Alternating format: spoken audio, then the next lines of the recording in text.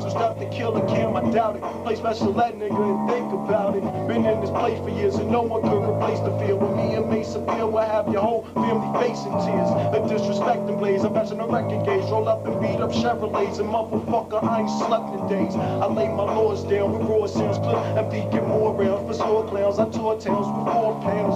You can't stand me, man, cause now it's a man the cam niggas writing dandy jams, the sweeter than candy camp. With all type of gimmicks, but killer cams up 10 minutes from first after Lennox. I bust lieutenants and pennies with a 44 Johnny honey. And now I make Gotti money. Niggas wanna be cool but couldn't piss in my potty bunny. And I start Bay Area chick cornrows and all. I do it right. I do my wife. I leave the hoes to y'all. Close the boutique, man. I close the mall. See, I jerk my Keiko and Turks and Caicos. When I was waving a Rollie, they was waving a Seiko. Need I say more diamond than Lisa Ray? I'm no replica. I am the DNA. I breeze through, leave you like a hurricane. Somebody get killed in the hood, the barrel blame. M.A. Dollar, what a thorough name. No matter who come through, I be forever the king. I should have never left the game. That's what this cutie said. And still chicks blowing me up like newlyweds. I'm grown and sexy. I'm done with groupie head and the milk white phantom seats are ruby red. Children of the Corn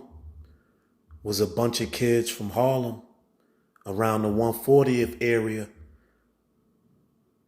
They had a dream of becoming successful as rappers. They all had unique styles individually.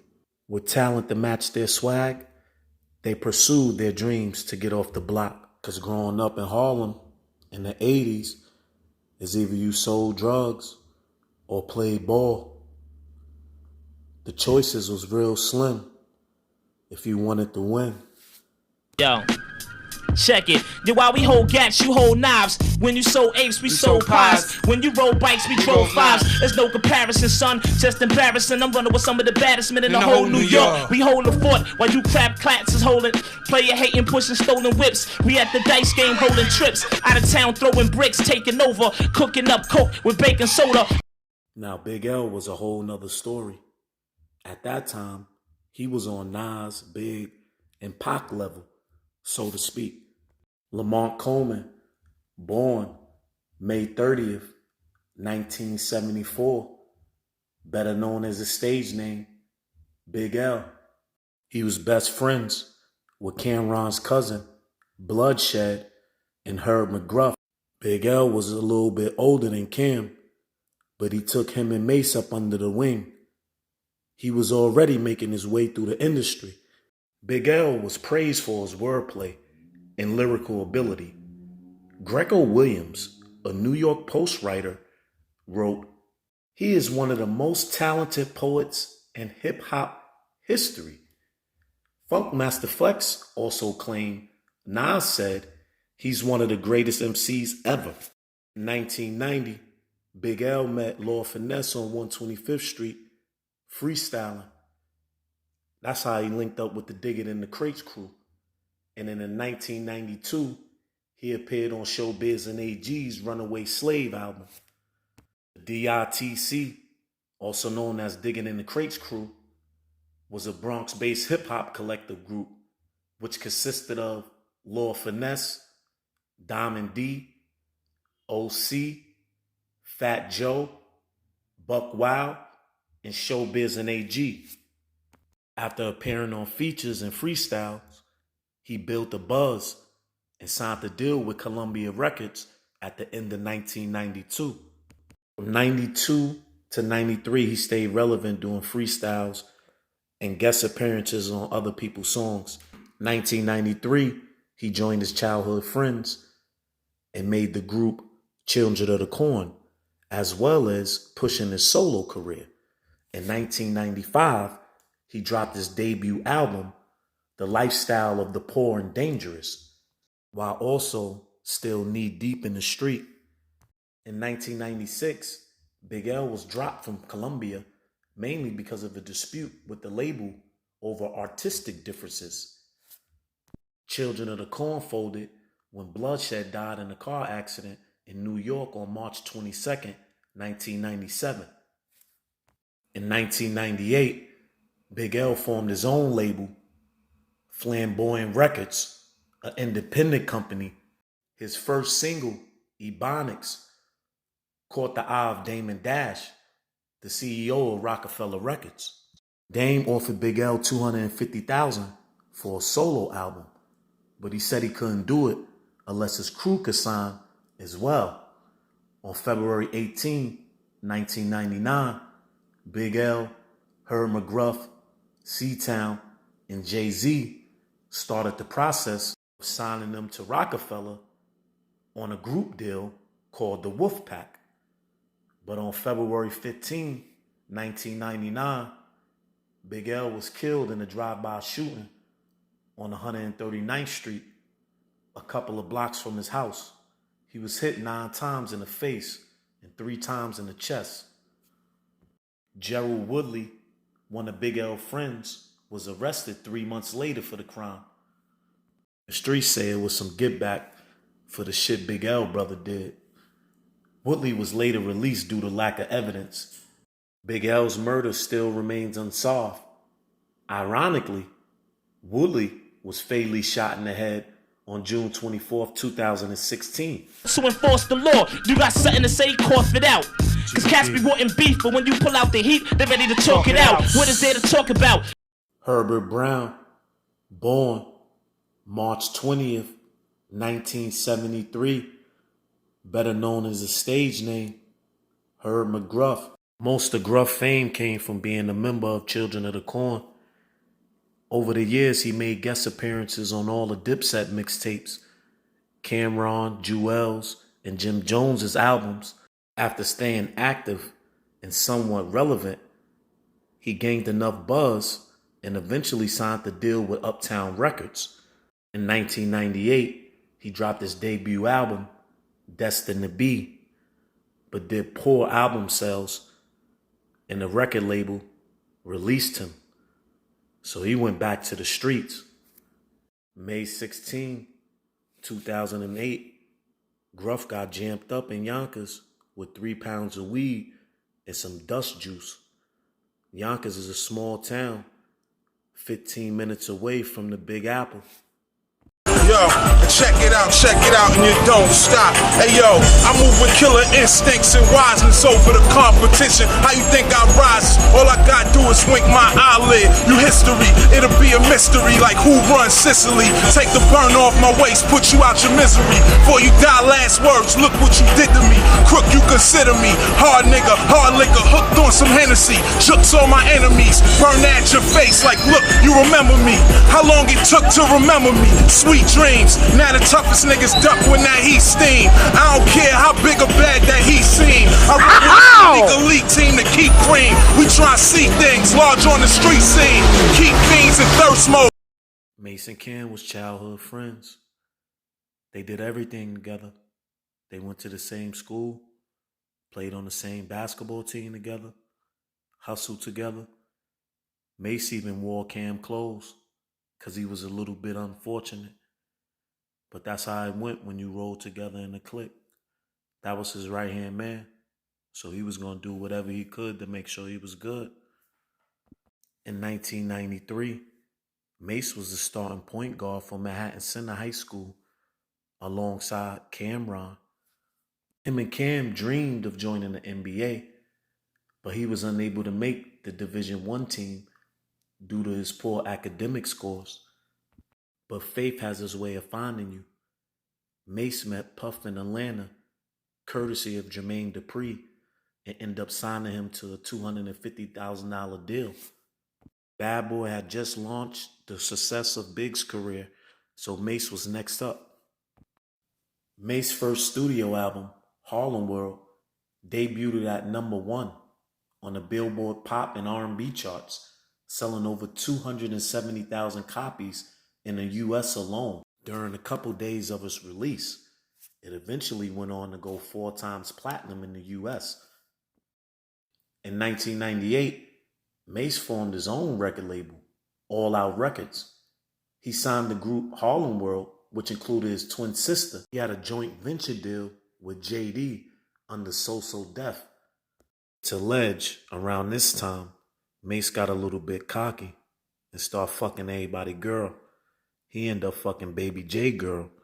Backed by a Jewish firm, the name Rosenberg. Dress well, rest well, win why the rest fell. Me, too strong to be in the SL. I'm living big checks in the mail. You second interview with Nextel.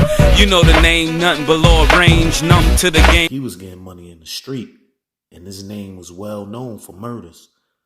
It was alleged he snatched Mase's chain and told him he better leave Harlem or he was dead. A couple weeks later, that's when Mase moved to Atlanta and turned to a pastor.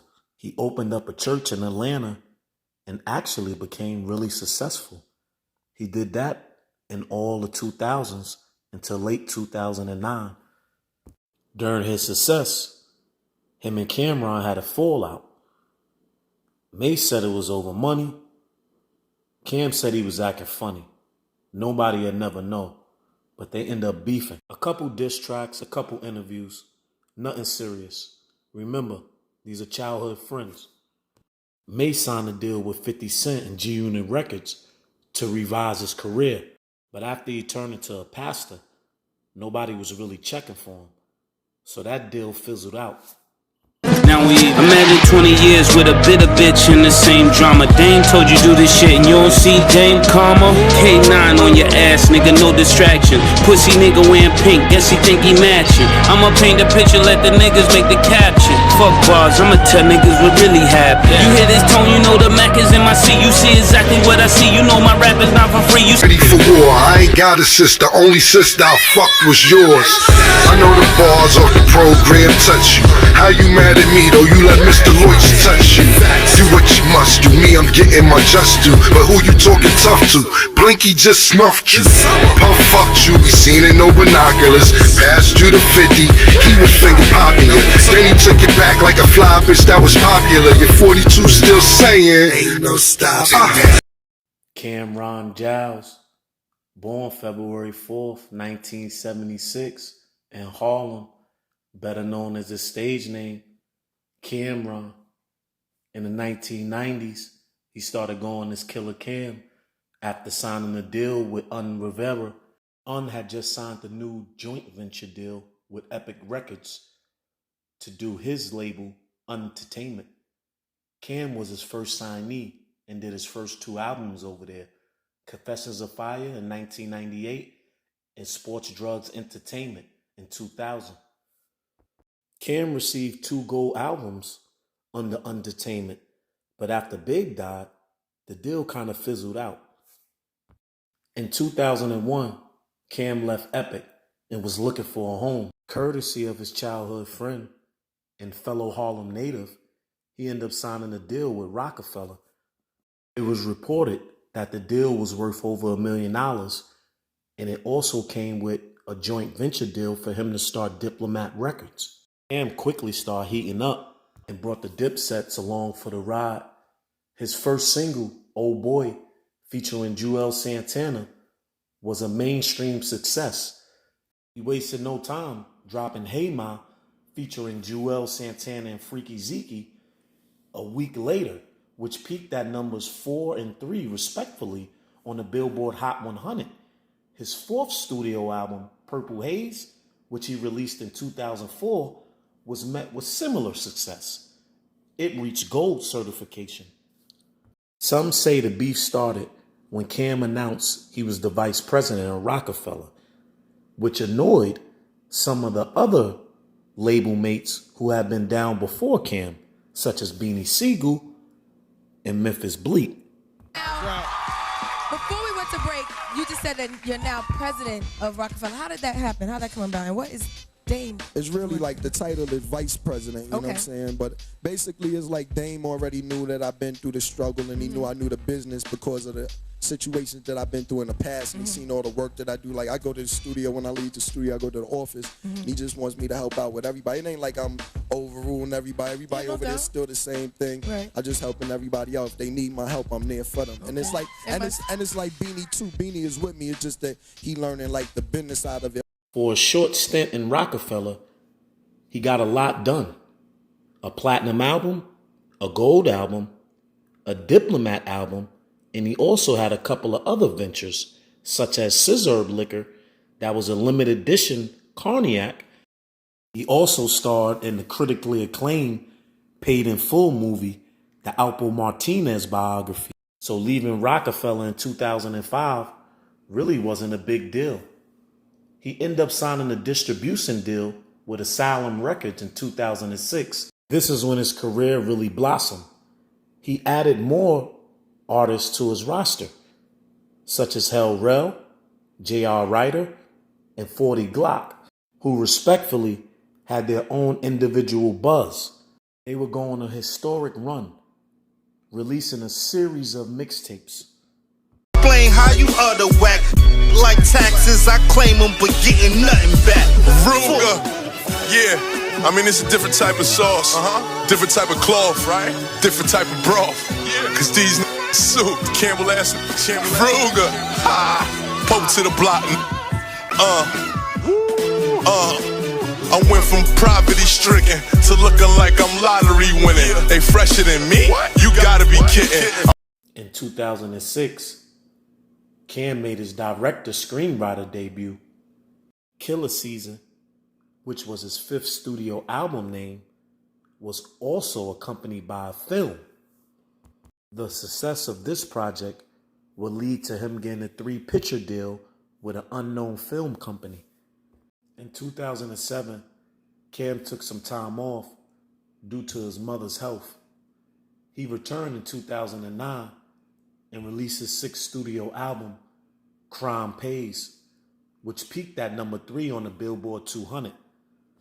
After he did a couple of videos for Crime Pays, Cam literally disappeared from the rap scene until 10 years later when he dropped Purple Haze 2.